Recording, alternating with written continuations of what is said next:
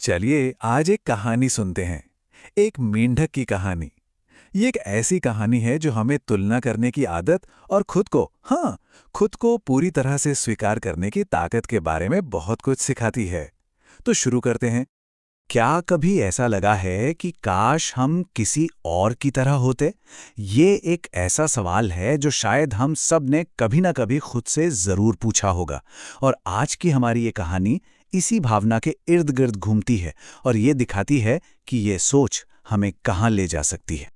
तो हमारी कहानी का हीरो है टीटू नाम का एक छोटा सा मेंढक। वैसे तो टीटू के आसपास सब कुछ बहुत सुंदर था, लेकिन वो खुश नहीं था, क्योंकि पता है, वो कुछ और बनना चाहता था। टीटू एक बहुत ही खूबसूरत जगह पे रहता था और उसके पास वो सब कुछ था जो एक मेंढक के लिए ज़रूरी होता है। पर दिक्कत बाहर नहीं थी, दिक्कत थी उसके अंदर। वो अपनी पहचान से ही खुश नहीं था। टीटू की उदासी की असली वजह थे तालाब में तैरने वाले वो खूबसूरत राजहंस। वो उनकी तरह शांत, सुंदर और ग्रेसफुल बनना चाहता था। और इसी चाहत में उसे अपनी मेंढक वाली हर एक बात से नफरत सी होने लगी थी। और बस इसी चाहत ने टीटू को एक ऐसे रास्ते पर धकेल दिया जहां उसने फैसला किया कि वो अब मेंढक नहीं रहेगा और वो बनने की कोशिश करेगा जो वो असल में था ही नहीं। लेकिन टीटू की हर कोशिश नाकाम रही। उसका शरीर तो कूदने के लिए बना था, धीरे धीरे चलने के लिए नहीं। वो पानी के अंदर का तो माहिर था, पर सतह पर तैरने की कोशिश में डूबने लगा। और उसकी आवाज, वो तो उसकी अपनी पहचान थी, चाहे वो दूसरों को कितनी भी अजीब क्यों न लगे। और नतीजा ये हुआ कि टीटू बेचारा कहीं का नहीं रहा। दूसरों की नकल करने की इस कोशिश में जो उसकी अपनी पहचान थी, वो भी उसने लगभग खो दी। उसकी सारी खुशी, सारा आत्मविश्वास जैसे कहीं गायब हो गया था। लेकिन तभी कहानी में एक मोड़ आता है। टीटू की मुलाकात होती है अपने समूह के सबसे पुराने और सबसे समझदार मेंढक से। उस ज्ञानी मेंढक ने टीटू के दुख को पहचाना और उससे बात करने का फैसला किया। और यही से टीटू के सोचने के तरीके में बदलाव की शुरुआत होती है। ज्ञानी मेंढक ने उसे डांटा नहीं, बल्कि एक सवाल पूछा। एक ऐसा सवाल जिसने टीटू को उन चीजों के बारे में सोचने पर मजबूर कर दिया जो एक मेंढक तो कर सकता है, लेकिन एक राजहंस कभी नहीं। और फिर एक और सवाल जो टीटू की एक और अनोखी ताकत को सामने लाता है।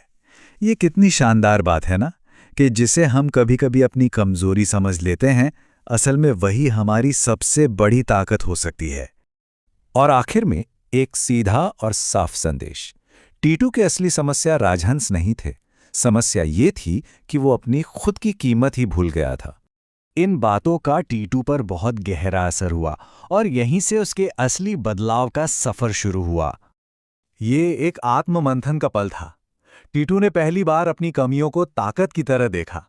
उसकी कूदने वाली टांगें शक्तिशाली थीं, पानी में उसकी काबिलियत बेजोड़ थी, और उसकी आवाज, अरे, उसकी आवाज का तो एक मकसद था, बारिश को बुलाना, जीवन को बुलाना। और ये उस बदलाव का सबसे बड़ा सबूत था। वो टर्राहट सिर्फ एक आवाज नहीं थी, ये उसकी अपनी पहचान का ऐलान था, अपनी असलियत को अपनाने का एक जश्न था। एक बार जब टीटू ने खुद को स्वीकार कर लिया, तो वो न सिर्फ खुश हुआ, बल्कि वो अपने काम में माहिर हो गया।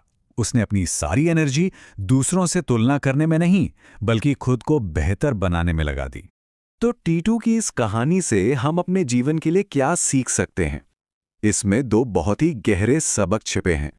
देखिए, मेंढक और राजहंस दोनों ही अपनी अपनी जगह बेहतरीन हैं, लेकिन अपने अपने तरीके से। एक की ताकत दूसरे की कमजोरी नहीं है, और न ही दूसरे की सुंदरता पहले की बदसूरती है। वो बस अलग हैं, और यही उनकी खूबी है। और यही इस कहानी का सबसे बड़ा सबक है, अपनी अनोखी पहचान को पहचानना और उसका सम्मान करना। असली सफलता और खुशी किसी और की नकल करने में नहीं है, बल्कि अपनी कुदरती प्रतिभाओं को निखारने में है। और आखिर में एक सवाल हम सबके लिए, वो क्या खास बात है जो हमें हम बनाती है? वो कौन सी प्रतिभा या गुण है जिसे शायद हम नजरअंदाज कर रहे हों, लेकिन असल में वही हमारी सबसे बड़ी ताकत है? इस पर सोचिएगा जरूर।